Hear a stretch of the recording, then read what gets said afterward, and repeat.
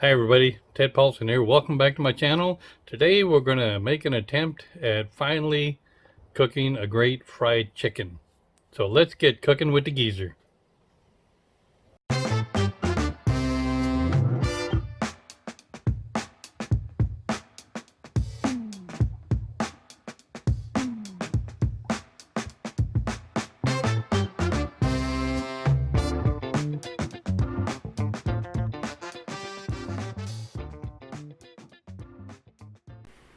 Okay, so I'm going to be using just chicken thighs and drumsticks for this cooking session, but you can use whatever piece you want. Just remember that light colored, the white meat takes less time to cook than the dark meat. But I'm partial to thighs, and so drumsticks are right up there with the thighs. So um, get a pack or two, just depends on how many you get to feed. Just one is fine, or whatever the whole group. Just remember you got to have batches for whatever will fit in your deep fryer, because we're using a deep fryer here.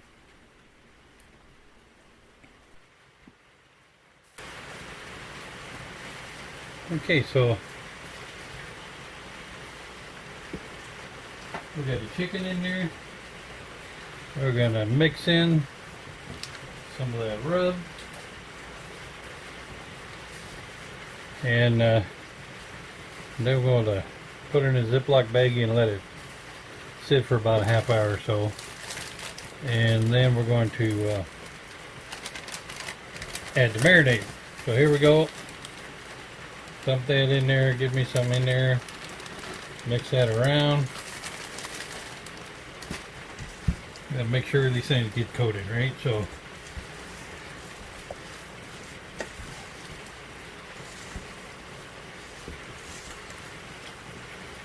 pieces from the bottom,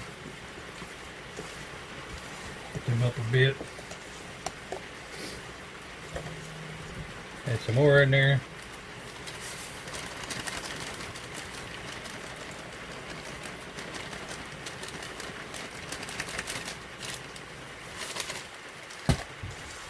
Alright, get them all good and mixed in. Just kind of want to get that stuff coated on there. See if we can get it coated. Get all a little piece of that goodness on there.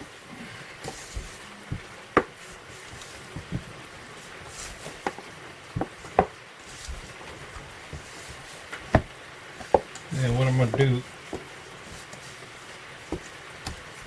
get them into this nice big freezer bag. This is a big 2.5 gallon job.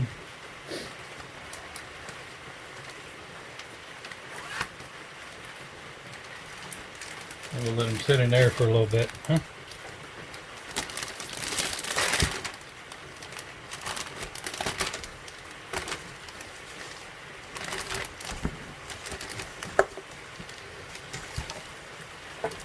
Oh yeah. Oh yeah, they all got a little bit on there.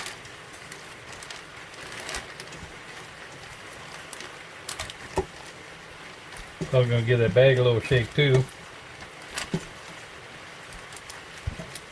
Wipe my hands first. And I'm gonna take that out of the way.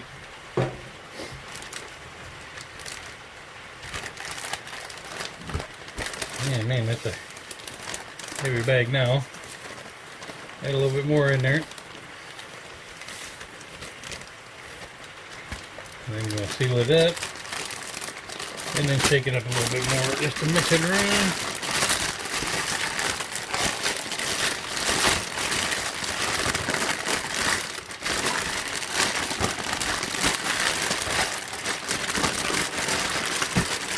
Gotta make sure they get mixed around. That stuff gets a chance to get all over the place.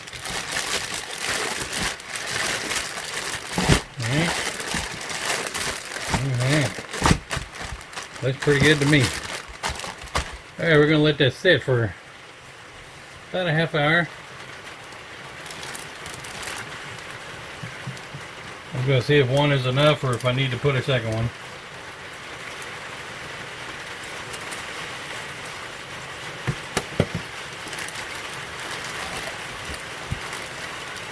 Oh, I think that might be good enough there. So I got this 2.5 gallon Ziploc bag, and I put 1 quart of buttermilk in there. And now I'm going to put a lot of this Louisiana hot sauce in there. I should probably shake it up a little bit first.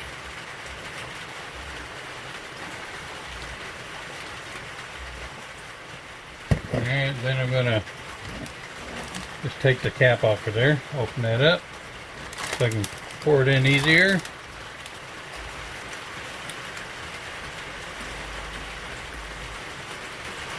Alright, so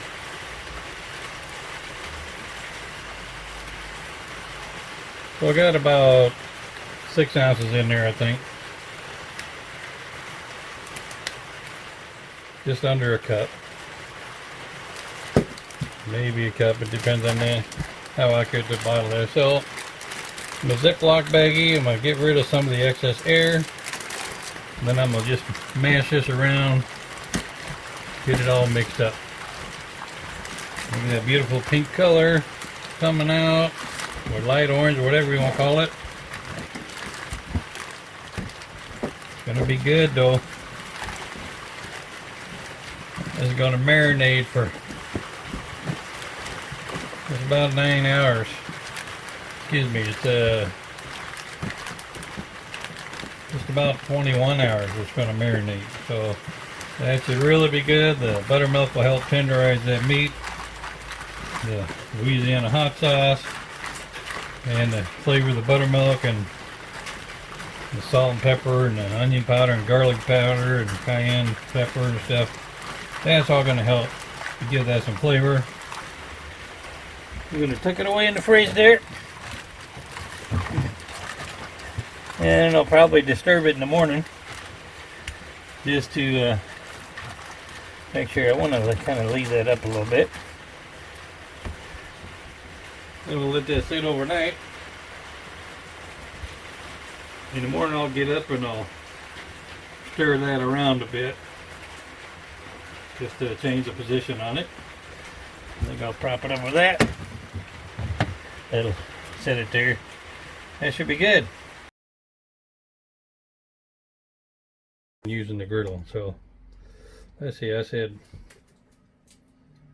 2 teaspoons of salt, which is, you know, I don't need more of that because I'm going to add some of that other, you know, the seasoning that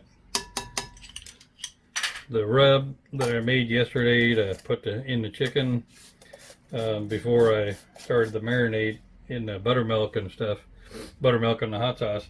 I put, you know, the rub that's got salt, pepper, onion powder, and garlic powder in there, and cayenne pepper and stuff, and I still got a little bit left, so I'm going to add that to this flour to add just a little bit more seasoning to the flour. The meat's going to be seasoned pretty good, but you know, who knows about the flour. We're just going to add the rest of it so it doesn't go to waste, and then just going to whisk that all up. Mix it in, because a lot of times the seasoning, you don't really taste the seasoning in the flour in the crust of the chicken if you don't put enough in there. So some of them you taste them and it's like, well, did they actually put anything in the flour? So I like to whisk this around a little bit, and that's be good to go. So the oil's ready, so we're going to start doing some cooking here. So I'm going to grab the first couple pieces. I think I'll try to put thighs in first because they a little bit thicker, but we're going to drain off the excess. Don't want it to be too wet. Shake it off a little bit, get it in there, dredge it up real good.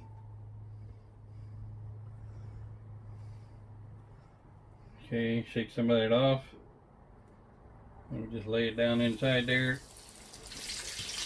Grab another one.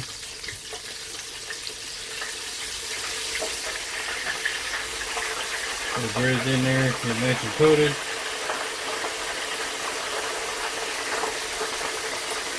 That's going crazy in there. I think I got room for a couple of drumsticks.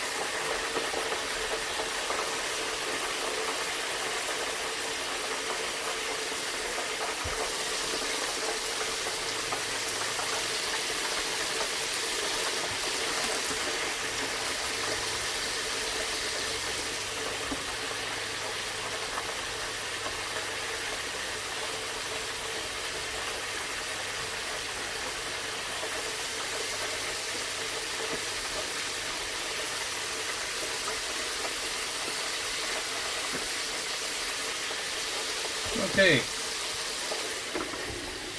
So I put the lid on like it says, and I set the timer. It's about 15 minutes, so we'll take a look at it then. I'm gonna take a peek at it here. Oh man.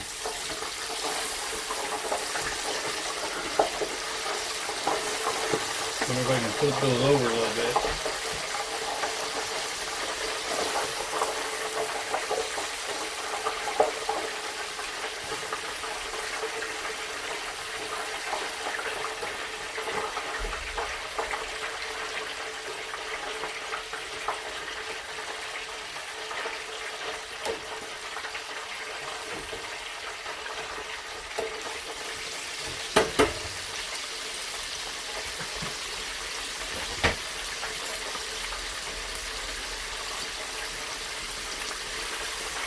Just flipped them over.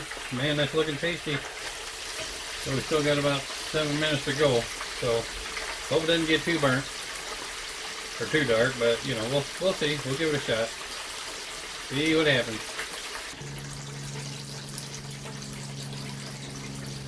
Okay, so it's frying away. It says it still has 5 more minutes, but I think it's getting a little on the dark side.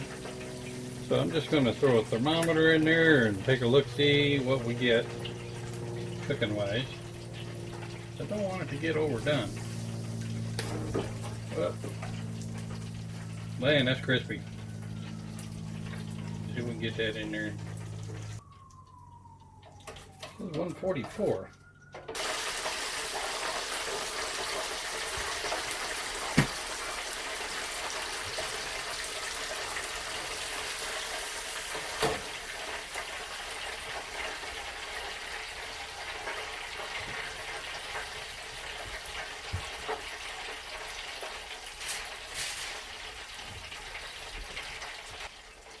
These look like they're a little bit on the done side. That could be from the buttermilk. Smells pretty good though.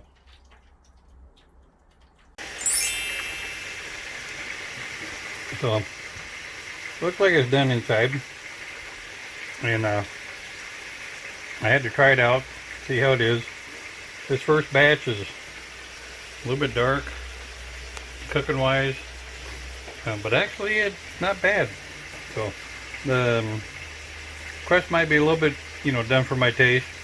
I'm still looking for that magic that people do, like grandma used to make. So I just need to keep practicing, but for now, this is pretty tasty.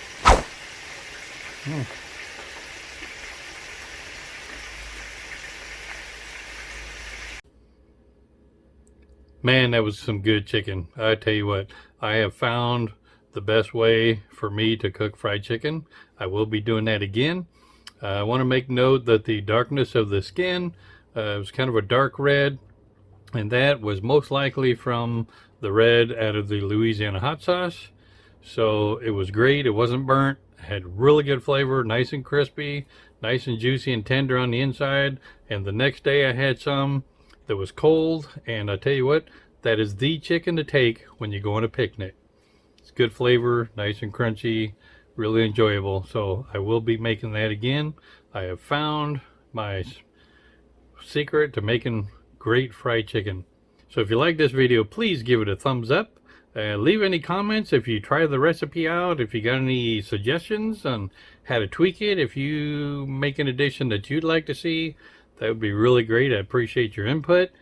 Let me know, you know, what the family thinks.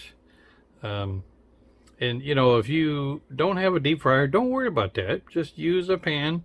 If you have a cast iron skillet, great. Put about an inch or two of oil in there. It's just going to take you twice as long because you got to turn it over to cook the other side. But you can still do it. So give it a shot. Don't be afraid.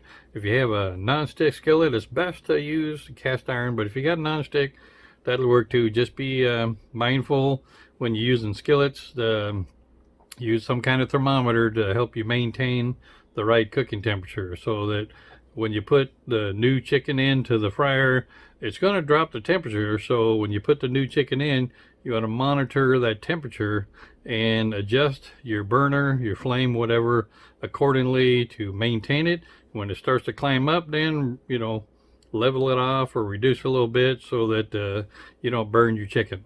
Okay, thanks again for joining, and I look forward to hearing from you in your comments, and let's have fun cooking with the geezer.